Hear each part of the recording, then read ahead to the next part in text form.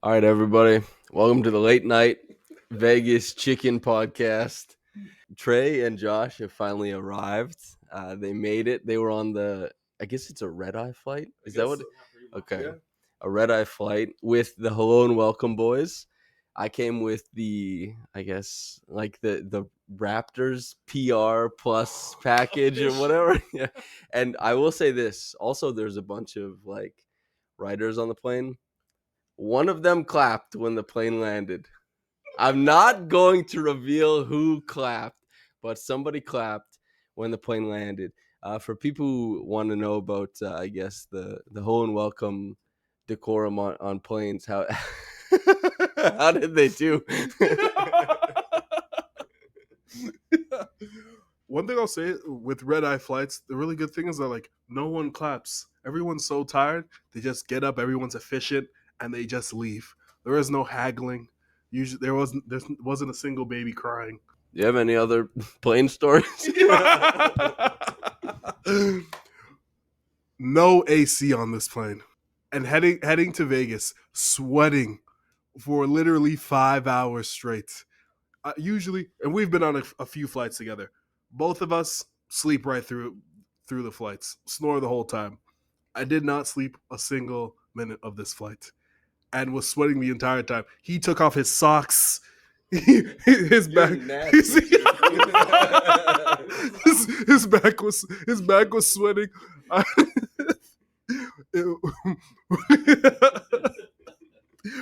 One of the most difficult flights of my life, and I had a window seat, just all around a bad time. Have you ever taken the socks off on a flight before? No, that was my first time, bro. There's no AC, man. What do you expect, bro?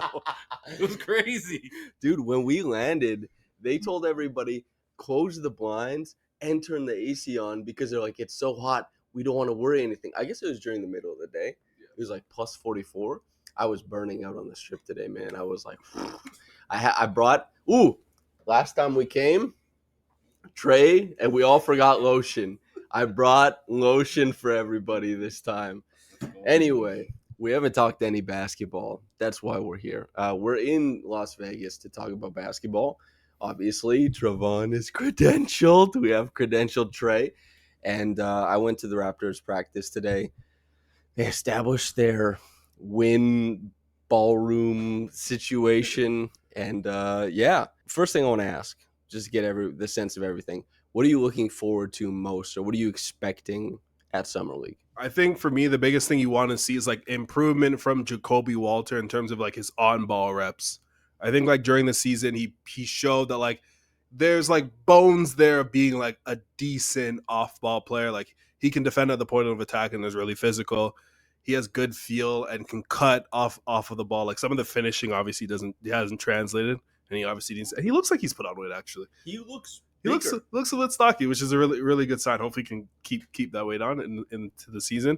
But I think the swing for him in becoming a bona fide starter is him being able to put the ball on the floor, get to the rim, finish, and then also be a shot maker, which he kind of showed at Baylor. So I would take the bet on that upside swing. I think the biggest thing is just seeing those reps and him being able to figure out defenses also honing on him, because he hasn't seen any of those reps with the big club. He's so interesting because he was kind of the opposite of how people expected him to be coming into the league. The defense popped first, the self-creation was way behind where we expected at the very least compared to where he was at Baylor. And the jumper was, by the end of the season, I think about where people expected it to be. That was the consistent aspect. I'm curious, I know you watched him as when he was younger, you saw him earlier than both of us did, but where is Jacoby on, I guess, where you thought he might be relative to when you saw him when he was so young? Yeah, I think the thing that stood out to me most when I first saw him, when I think it was 15, 16, was his defense. He picked up full court, bodied up guards, pressed them, caused a bunch of chaos, created turnovers in the backcourt even. So it was cool to see that a little bit translate to the NBA. Also thought the second time I saw him was at Hoop Summit, and his shooting it seemed like it was much improved. And to see it not be a decent clip when he first was a rookie, it was kind of it makes sense. But as he gets stronger, I think it'll turn out. It's interesting that the defense was something that popped off, because that was not Like you were like, hey, he can guard a Baylor. We see it, and we're like, yeah, it'll come. But it was just immediately there. And the jumpers at the start of his NBA career, I think he was shooting like 25% on wide open triples. As far as expectation of the self creation, is there a points per game you're looking for like a two guard? Because this is like Summer League is the home of the two guards. It's a big spot for him. In the ideal world, he averages like 20 plus points and like he doesn't play beyond this weekend. I think what's realistic for him is like probably anywhere from like 15 to 17 points, and hopefully that's on good efficiency as well. Because like the Raptors, compared to the last time we were here, tons of talents. We 2 years ago we were talking about names that have never touched the NBA, that never touched the G League, and now Marquise Noel said he'd be the greatest Raptor of all time, and that didn't happen. But now the Raptors are playing like their deeper bench, I guess. This is basically what their rotation is for Summer League. So like you're expecting them to win those minutes, and you're expecting them to be like super productive like overall. So like Jacoby, I think a biggest thing is like he needs to be the best player on this team. And I think that's a bad sign if we leave here and not say he's the best player from the Raptors that we've seen. It's bad if CMB or Jamal Shed is better. Yes. Okay.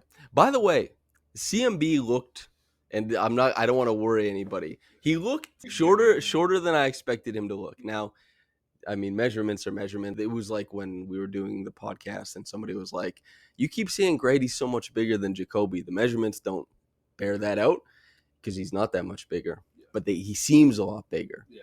Functionally, I don't know how big CMB is. His arms go forever, but he seemed a little short on the court today. He moved really well.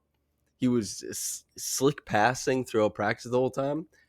I would feel the best if he was the best player out of this, because there is like obviously VJ Edgecombe was awesome. Yeah. This is the home of the two guards. This is Summer League. This is what it's supposed to be. But if CMB was like boogie woogieing on dudes, and there's like you get the big guys who are like 5-year college players. You get the overseas guys. Like these rosters are made up of these bigger boys and some small ones. If he can dominate all the different levels of physicality, that's a huge mark. Because, even going back to Mobo didn't have the handle to like exert his physicality, but CMB does, which I think he would be my favorite.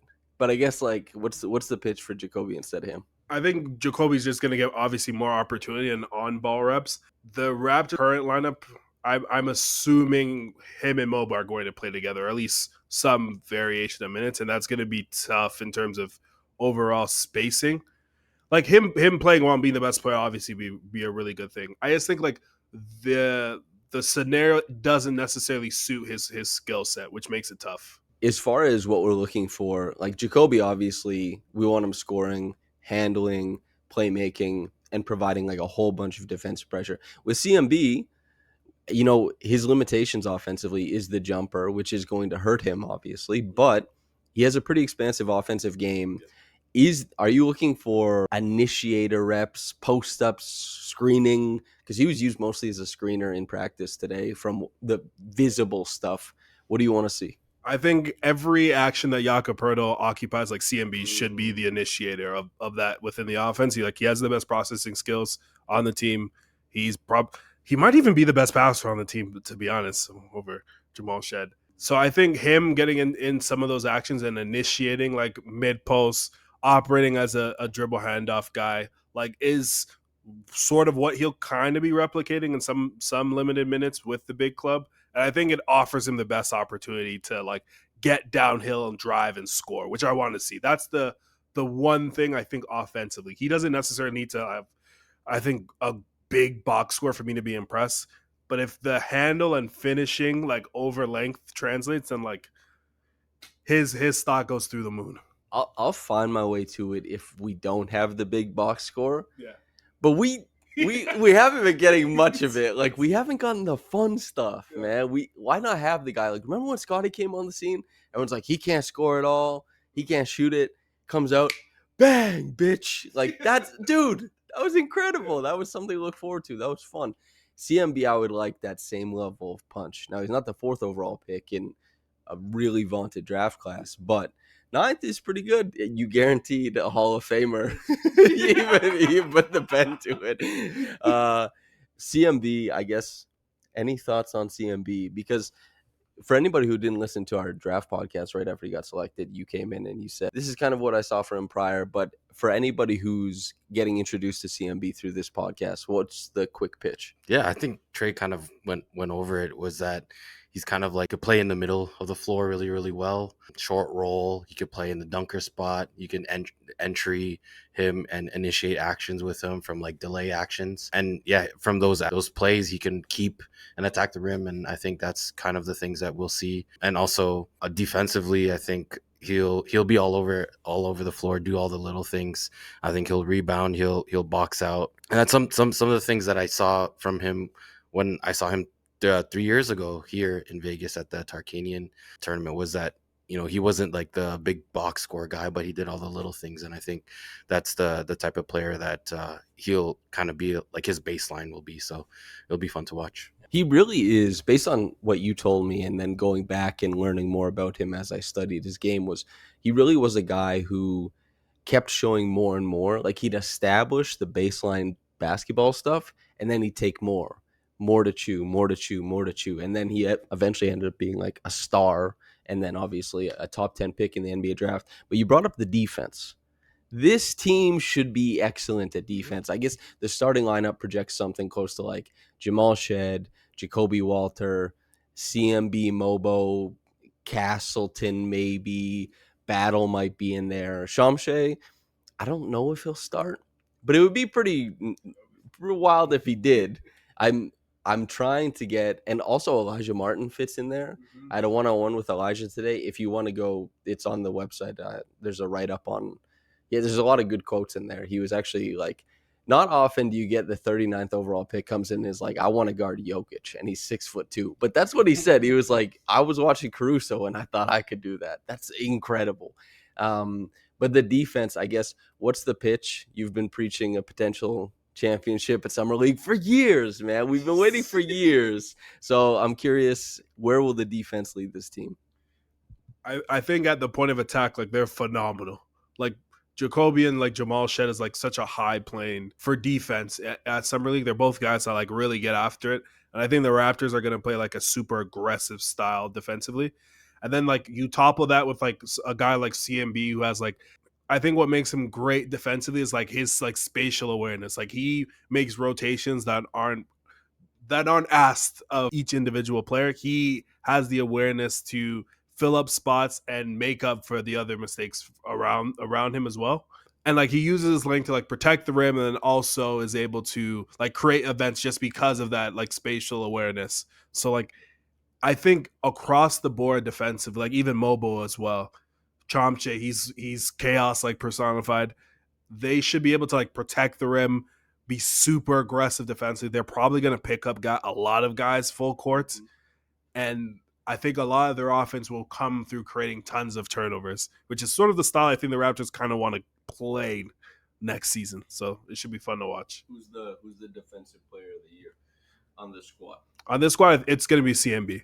I think like he's going to make like one or two plays per game where he was not even in the vicinity of the action, and he blows up the play. Like, he did that so consistently in South Carolina. And like, although he isn't blocking 2 or 3 shots a game, he's in the vicinity of every shot, and the overall defense is significantly better because of him. And that's not even to mention, like, AJ Lawson is not a vaunted defender at the NBA level, but he definitely plays to the Raptors scheme. He's like, whether you want to say like quad A or just an end of bench guy in the NBA, I don't know, but he can hoop. Yep. He certainly did towards the end of the season. That's a great guy. Like, he's a guy who, if he was on like the Bulls or something, he might have an awesome summer league. But I guess, like, who knows? There's a lot of minutes to go around, which is probably why Grady's not here. By the way, Muscle Watch, do you guys see the picture of him? Yeah. He looked pretty beefy, man. We've been waiting on this. Is there anything else you're really looking forward to from this summer league, since we'll have the, obviously the opportunity to go watch a bunch of other players throughout this whole thing? Or is Chomche? That's I've been dying to watch him play since the Raptors have drafted him. Went to the 905 game and he was called out like literally 20 minutes as I was arriving, which was brutal. Like for him, like there isn't necessarily like a box score stat that you're looking for. Like for him, you're looking for overall like feel. Like from the games that I've watched, it's like feel and having pacing as like a screener and not sprinting to the rim, looking for a lob immediately. Like actually playing with your point guard and giving him space and actually opening up scoring opportunities both for himself and for the point guard. And then like defensively, like although he has like amazing gifts, he blocks tons of shots. He's super athletic. You want his feel to improve there also because some of that over rotating, although it leads to blocks, it also leads to guys getting you at the back end, and your overall defense is harmed by leaving the rim open. So I think for him, you just want to see that like that feel is improving. The Raptors have obviously made a big commitment to Jakob Poeltl, so like he has time also to get into that role and obviously earn NBA minutes. So I don't have huge expectations, but I do want to see that like the game is coming to him in some sort of capacity. It's a really good point with Chomche because he clearly is very talented, especially physically, athletically very talented. We have to see the skill come along. But players like that, a lot of times they have to ping around between different teams because they don't get the vote of confidence all the way through, right? Like Bruno Caboclo is a good example of this, that he didn't get as long with the Raptors franchise as people might have expected. Yeah. And the push was to get the G League team, the 905 there, to help, encompass him and guide him. Encompass is definitely the harbor him, incubate. Yes. That's definitely the word I was looking for, to incubate him. But with Chomche, the Raptors seem like they know it's a long road ahead and he'll have time to just develop because he's younger than CMB by like half a year. And it's not like CMB's an old prospect, but Chomche was just that young when he got drafted. It depends on like how they negotiate contracts in the future. Who knows? The cart is ahead of the horse here, but it should be really interesting to see like what his career looks like because by the time he's like 27 or 28, he should be an NBA big. Like with the, he's very talented. Yeah. But is it on the Raptors? A lot of bigs, they have to go to 3 or 4 teams. They have a stint in a bunch of places, and then who knows what. But the thing I'm looking forward to most at Summer League, I don't know if, VJ is not going to play anymore, but I was very high on VJ. He played really well prior to all of this. I do want to watch Dylan Harper because Dylan Harper, exactly. He said he's been what, like just absorbing all the Manu stuff, which I mean, that's a pretty good guy to learn from. They have very similar builds, except I think Dylan is a little bit more blessed. Maybe not on the last step. Manu had a very special last step. Yeah. That flexibility. Yeah, exactly. But I think that's outside of the Raptor stuff, probably what I'm looking forward to. Josh, before we get out of here, what are you looking forward to or is it the Red Rocks? Yes. Is it hiking and all of us getting heat stroke? Yeah, Dylan for sure, because Filipino, Filipino, or should I say? But I think Alijah Martin has a chance to kind of pop off, especially if Jacoby's out early. Pop off the way that Raleigh Elkins and Terrence Davis did. Norman as well. Yeah. Just as a quick thing, it's in the piece I wrote, but he was listing guys like he watched Drew. We talked about the inverted dunker spot spacing, and he was like, "Oh, I did that in high school," which was cool. But he mentioned Norm as defensive tape that he watched. And I was like, how far back do you have to go for that? But anyway, go ahead. I kind of lost my train of thought. But he'll pop off. Yeah. At least he'll start getting hot from 3, maybe get a little streaky and make some big plays in the open court. Yeah, play off the defense, so off the team defense. So I think he has a chance to be kind of like the best finisher as far as like the fast break offense goes. That's a good point because he is an archetype that the Raptors haven't had for a really long time because he wasn't lights out from 3, but he's like 35, 36% on like 6 attempts a game. Yeah. He was constantly getting him up. He's also extremely explosive. It's his handle. And there has been handle problems on the Raptors, but it's usually not encompassed in his skill set. He's a pretty unique player. And it's definitely usually the guys who succeed with his skill set are usually like maybe 6'4", 6'5".